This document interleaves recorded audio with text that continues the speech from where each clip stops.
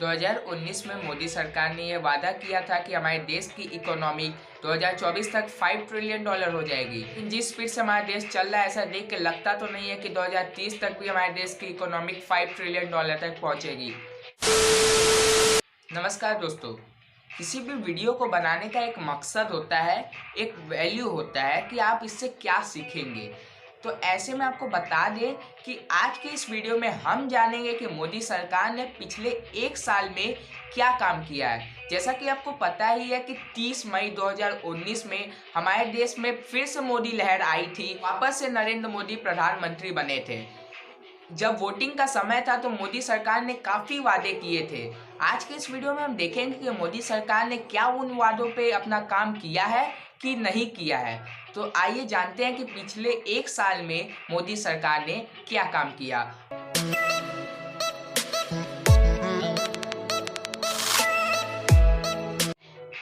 2019 के budget session में green budget पेश किया गया था।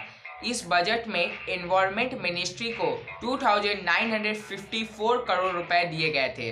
अब इतना रुपया इन्हें इसलिए दिया गया था ताकि हमारे देश में इलेक्ट्रिक व्हीकल्स को प्रमोट किया जा सके, एयर पोल्यूशन को कम किया जा सके और ज़्यादा से ज़्यादा एफॉरेस्टेशन किया जा सके। इस बजट का मुख्य फोकस था एयर पोल्यूशन को लेके, जो एक प्रकार से सही भी है। अगर आपको एक डेटा बताएं तो हमारे देश में 21 ऐसे शहर हैं जो टॉप 30 वर्ल्ड पॉल्यूटेड सिटी में आते हैं। तो मतलब हमारे देश की 21 शहर बहुत ही ज़्यादा पॉल्यूटेड है एयर पोल्यूशन की वजह से। तो ऐसे में एयर पोल्यूशन पे फोकस करना ये बहुत ही ज़रूरी था। तो सरकार ने इतना बड़ा रुपया एनवायरनमेंट मिनिस्ट्री को दिया। लेकिन अब इस रुपये से फ़ायदा क्या है? क्या कुछ फ़ायदा हुआ? तो आइए जानते हैं। जैसा कि मैंने आपको पहले ही बता दिया कि सरकार ने इस बजट में इलेक्ट्रिक व्हीकल को बहुत ज़्यादा फोकस में रखा था, उनके ऊपर बहुत ज़्यादा ध्यान दिया था। अगर एक लॉजिकल ऑर्डर में देखें तो इलेक्ट्रिक व्हीकल से सीधा हमारे पॉल्यूशन में बहुत ही असर पड़ेगा, क्योंकि पेट्रोल और डीजल वाले व्हीकल्स काफ़ी ज़्यादा पॉल्यूशन फैलाते हैं। और अगर हम इलेक्ट्रिक व्हीकल्स को प्रमोट करेंगे तो पॉल्यूशन अपने आप ही कम होने लगेगा। इसीलिए सरकार ने इलेक्ट्रिक व्हीकल्स को प्रमोट किया। अब सरकार ने एक और बहुत बड़ा कदम उठाया, वो था 12% जीएसटी जो इलेक्ट्रिक व्हीकल में लगता था उसे नीचे लेके आ गए 5% पे। तो ऐसे में जब इलेक्ट्रिक व्हीकल्स का दाम कम हुआ तो लोग इलेक्ट्रिक व्हीकल्स भारी मात्रा में खरीदने लगे। आजकल हमारे शहर में ई रिक्शा बहुत चलती है। क्या आपने कभी पहले ई रिक्शा देखा था? पहले ऑटो रिक्शा चलती थी, अब आ गई है ई रिक्शा यानी इलेक्ट्रिक रिक्शा। एक डेटा की माने तो 2018-19 में 1,30,000 इलेक्ट्रिक व्हीकल्स को खरीदा गया था। वहीं 2019 और 20 में क्योंकि दाम बहुत कम हो गया इलेक्ट्रिक व्हीकल्स का, इसलिए 1,56,000 इलेक्ट्रिक व्हीकल्स को खरीदा गया था। ई रिक्शा चले या ऑटो रिक्शा चले, हमें इससे क्या लेना देना, लेकिन हमें तो लेना है कि पॉल्यूशन कम हुआ कि नहीं। तो आपको बता दें कि हमारे देश में एयर पॉल्यूशन दिवाली के समय सबसे ज़्यादा रहता है और खासकर दिल्ली में बहुत ज़्यादा रहता है। स्क्रीन पे दिए हुए इमेज को ध्यान से देखिए। इस इमेज में हर साल के एयर क्वालिटी इंडेक्स को दिखाया गया है दिवाली के बाद।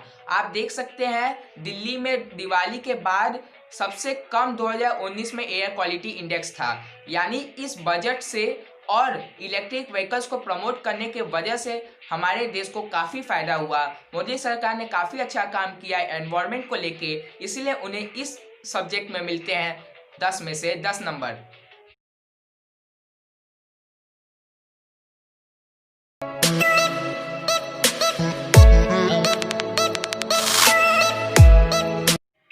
अभी हमारे देश की इकोनॉमी है $3.202 ट्रिलियन और मोदी सरकार ने ये वादा किया था कि 2024 तक वो हमारे देश की इकोनॉमी को $5 ट्रिलियन तक पहुंचा देंगे।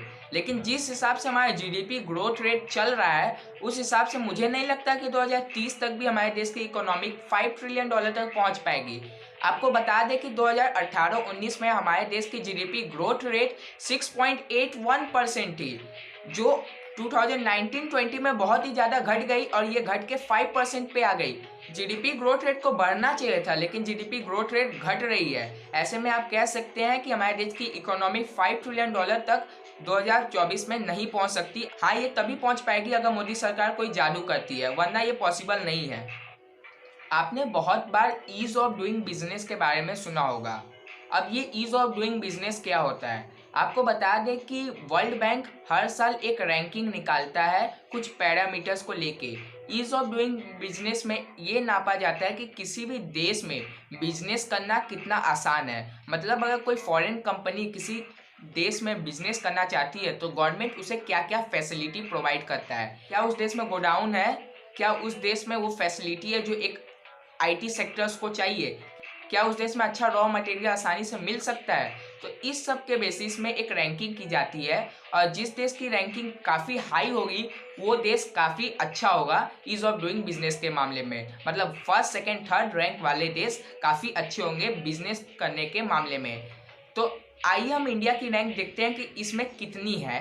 2018 में हमारे देश की रैंक थी 190 कंट्री में से 77, लेकिन वही 2020 में हमारे देश की रैंक थी 190 कंट्री में से 63।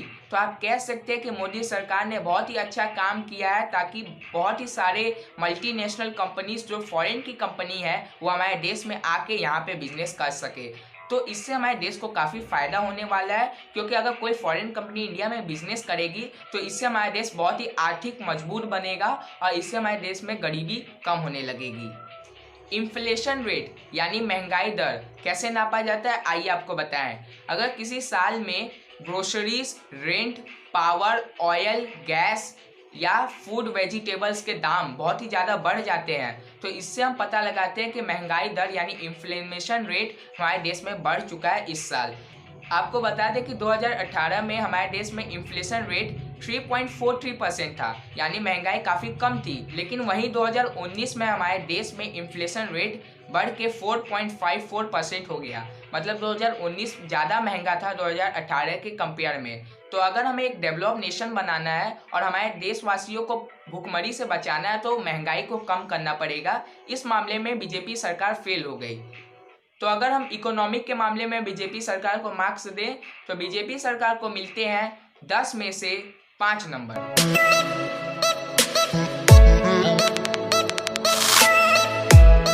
ह्यूमन डेवलपमेंट इंडेक्स एक पैरामीटर है जिसकी मदद से हम ये मेजर करते हैं कि किसी भी देश का हेल्थ सिस्टम, एजुकेशन सिस्टम और स्टैंडर्ड ऑफ लिविंग कितना अच्छा है।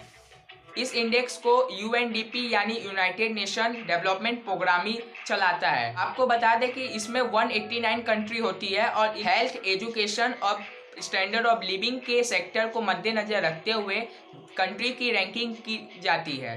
2080 में 189 कंट्री में हमारे देश इंडिया का रैंक था 130 और 2019 में हमारे देश का रैंकिंग था 129 आउट ऑफ 189 कंट्री। तो आप कह सकते हैं कि पिछले 2018 और 2019 में काफ़ी डिफरेंस नहीं है, लेकिन तब भी एक स्टेज का डिफरेंस है और ये पॉसिबल हो पाया है आयुष्मान भारत मिशन और प्रधानमंत्री जन धन योजना की वजह से। तो ह्यूमन डेवलपमेंट इंडेक्स में भी ओवरऑल मोदी सरकार ने अच्छा ही काम किया है। इस पैरामीटर में भी मैं मोदी सरकार को पूरे नंबर दूंगा 10 में से 10।